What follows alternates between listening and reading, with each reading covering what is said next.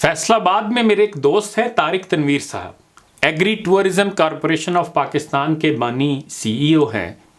ایک دفعہ بتانے لگے کہ مجھے اور میرے بچوں کو کبھی ڈاکٹر کے پاس جانے کی ضرورت پیش نہیں آئی، اور اس طرح صحت مند اور ہشاش بشاش رہنے کی وجہ یہ ہے کہ ہم صرف قدرتی غذا کھاتے ہیں اور برگر، پیزا، شوارما، پیپسی، کوک اور بیکری آئٹم سے پرہیز کرتے ہیں۔ طارق صاحب اب پازیٹو پاکستان کے ساتھ مل کر کچن گارڈن کو عام کرنے کی تحریک چلائے ہوئے ہیں۔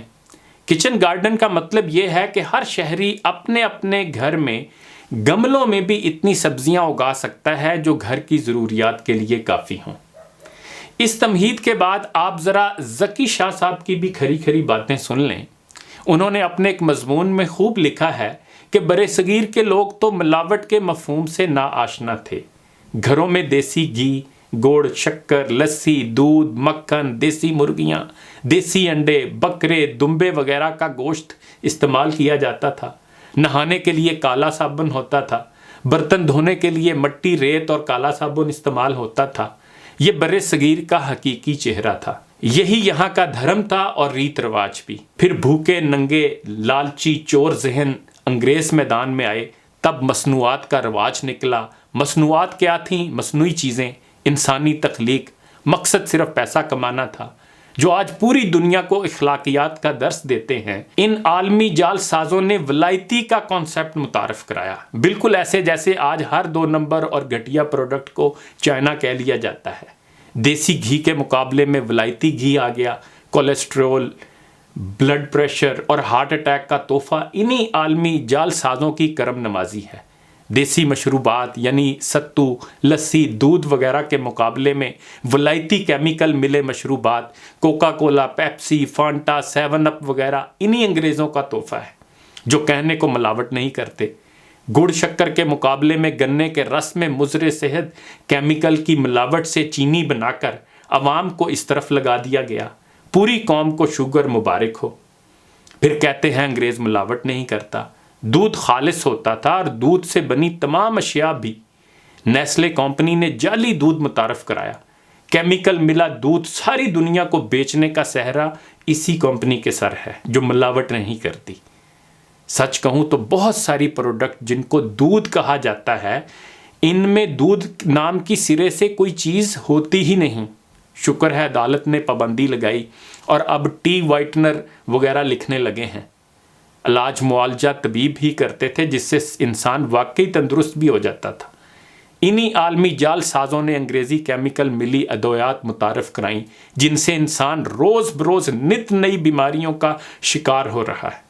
جب سے انگریزی ادویات کا دورہ ہوا ہے، شاید ہی کوئی انسان روئے کائنات پر صحت مند بچا ہو۔ مقصد کیا تھا؟ صرف اور صرف پیسہ کمانا۔ آج بیماریوں کا یہ عالم ہے کہ ہر گھر میں ہزاروں کی ادویات جا رہی ہیں اور صحت مند پھر بھی کوئی نہیں ہو رہا۔ لیکن یہ ماننا پڑے گا کہ انگریز ملاوٹ نہیں کرتا۔ ملاوٹ والی ساری اشیاء مسلمانوں کی ہیں۔ حضرات ذی وقار، انگریز مضر صحت کیمیکل سے کیا کیا بنا کر بیچ رہا ہے، ذرا ایک نظر ادھر بھی تو کیجئے۔ دودھ، مکھن، گھی، آئس کریم، خشک دودھ، کیچپ، چینی، رنگ برنگی فوڈ آئٹمز، مشروبات، ڈبے والے جوس، کاسمیٹکس، میڈیسن، پھلوں کو پکانے کے لیے رنگ برنگے کیمیکل، اور جانے کتنی لمبی لسٹ ہے جس کا احاطہ کرنا شاید بس سے باہر ہے، لیکن ان پر کوئی انگلی نہیں اٹھاتا۔ حد ہے ذہنی غلامی کی۔ تھا جو نہ خوب بتدریج وہی خوب ہوا کہ غلامی میں بدل جاتا ہے قوموں کا ضمیر۔ مسلمان بیچارہ زیادہ سے زیادہ کیا ملاوٹ کر لے گا؟ مرچ میں برادہ پیس لے گا، دودھ میں پانی ڈال لے گا، چائے کی پتی میں باتھو پیس لے گا۔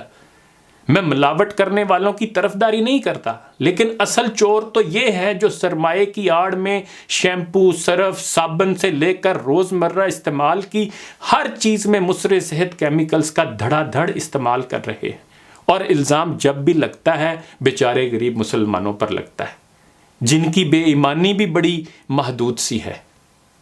براہ کرم ذہنی غلامی سے نکلیں اور خود کو درست کریں۔ ملاوٹ، جھوٹ، دھوکہ جیسی چیزیں ہمارا ورثہ نہیں ہیں۔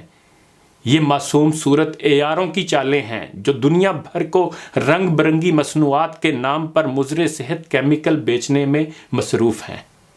آج ترقی یافتہ ملکوں میں تو پھر بھی کچھ خالص چیزیں مل ہی جاتی ہیں، یا کم از کم پیکنگ پر جو لکھا ہوتا ہے اندر بھی وہی ہوتا ہے، لیکن ہمیں تو برباد کر دیا نا ان ملٹی نیشنل کمپنیوں نے۔ ابھی بھی وقت ہے قدرتی غذا کی طرف آئیں۔ شہروں والے بھی اپنے اپنے گھروں میں گملوں میں بھی اتنی سبزیاں اگا سکتے ہیں جو گھر کی ضروریات کے لیے کافی ہوں۔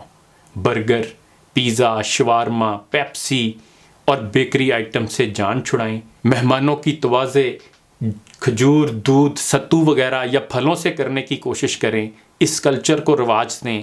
جان ہے تو جہان ہے، صحت کی قدر کریں، یہ ایمان کے بعد اللہ کی سب سے بڑی نعمت ہے۔ خدا ہمیں اچھی سوچ اور اچھی عادات اپنانے کی توفیق عطا فرمائے۔ انہی گزارشات کے ساتھ اجازت چاہوں گا۔ اپنا خیال رکھیے گا۔ اللہ حافظ۔